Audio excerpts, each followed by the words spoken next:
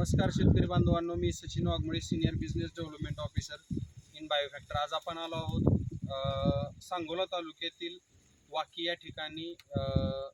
आमच्या भाऊंचा खूप मोठे 22-23 एकर केळीचे खूप चांगले प्रगतशील बागायतदार आहेत आणि त्यांच्या प्लॉटवरती आपण काय केलं होतं का बायो एक्सेल ट्रेओचा ग्लास डेमो लावलेला होता. त्याच्यासोबत केमिकलमधलं 10-20 लावलं होतं आणि त्याचेच रिझल्ट आपण या ठिकाणी बघणार आहोत. जे बायो एक्सेल ट्रेओचे हा ग्लास आहे, हा 10-20 आहे. काय डिफरन्स काय वाटतोय बदल दादा तुम्हाला? त्याचं ती उगवण क्षमता किंवा ते मुळीचं का वाढ ही ते त्याला जास्त आहे त्या हां हां. त्याच्यामुळं. आणि केमिकल मधले म्हणजे या ठिकाणी शेतकरी Chemicalचं बांधवांनो आपण बघू शकता का दोन्ही ग्लासमध्ये याच्यामध्ये खूप कमी प्रमाणामध्ये वाढ आहे आणि इथं चांगल्या पद्धतीने वाढ पहिलं चालू झालेली या ठिकाणी दिसते. बाकीच्या शेतकरी बांधवांना, मका उत्पादक शेतकऱ्यांना आपला काय सल्ला राहील?